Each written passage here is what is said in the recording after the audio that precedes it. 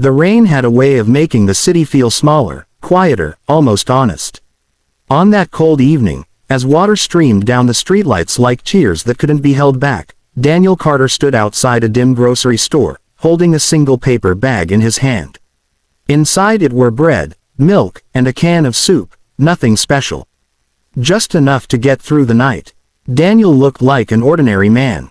Mid-30s, broad shoulders, tired eyes, the kind of face you'd pass on the street without a second glance. No one would ever guess that he had once led missions deep behind enemy lines, or that the scars hidden beneath his jacket came from places most people only saw in movies. To the world, he was just another struggling man trying to start over. As he turned to leave, a small sound stopped him. It was a child's cough, thin, fragile, the kind that comes from a chest too small to carry such weight. Near the bus stop sat a woman with 2 children huddled close to her. The youngest, a little girl wrapped in an oversized coat, clung to her mother's arm. The older boy tried to look brave, but his shaking hands gave him away. The woman's eyes met Daniel's for just a second before she looked down again, as if ashamed to be seen. Daniel felt something tighten inside him. He told himself to keep walking. He had his own problems. His own past. His own nights when the memories came back loud and unforgiving. He knew what it was like to be alone. He also knew how easy it was to pretend you didn't see suffering, because once you did, you couldn't unsee it. But his feet refused to move. "Excuse me," he said quietly, stepping closer. Are you okay?" The woman hesitated, then shook her head. "We'll be fine," she replied, forcing a smile that didn't quite reach her eyes. "The bus will come." Daniel glanced at the empty road. He knew the buses, he knew the schedules, and he knew that at this hour, soon, could mean hours. He knelt down to the children's level. "Hey there," he said gently.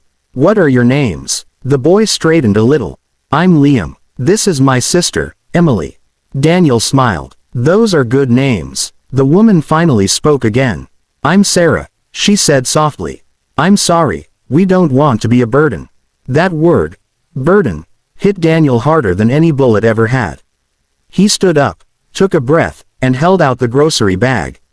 "Please, take this." Sarah's eyes widened. "I can't." "You can," he interrupted kindly. "And you should." After a long pause, she accepted it, her hands trembling. "Thank you," she whispered, her voice breaking. Daniel hesitated again, then made a decision he hadn't planned. "I live not far from here. I have a spare room. Just for the night. It's warm. No pressure." Sarah froze. Fear flickered across her face, the kind every mother knows. Trust didn't come easily when life had taught you too many hard lessons.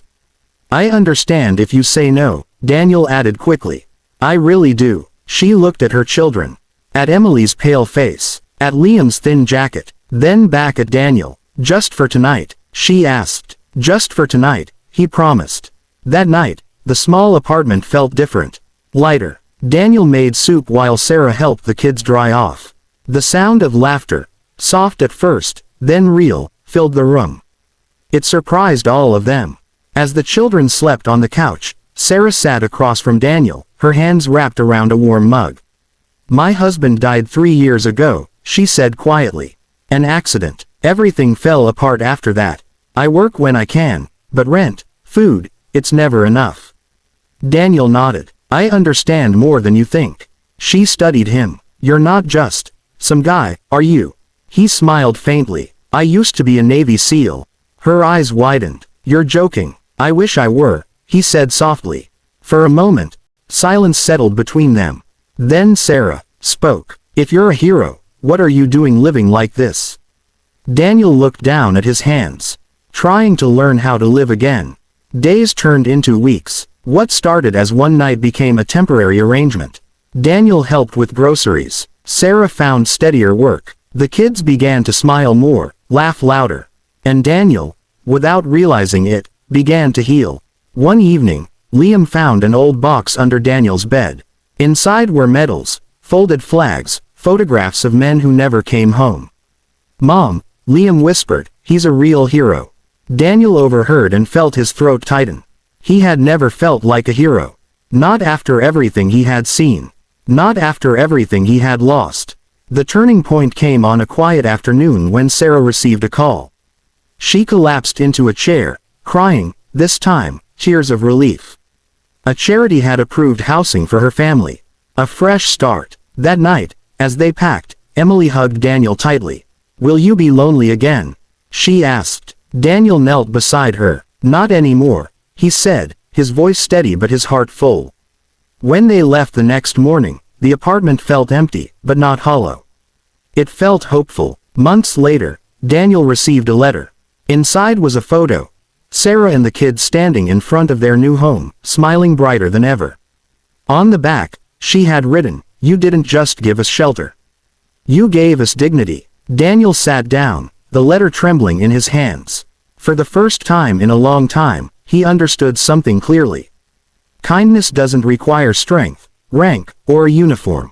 Sometimes, the bravest thing a person can do is simply stop and care.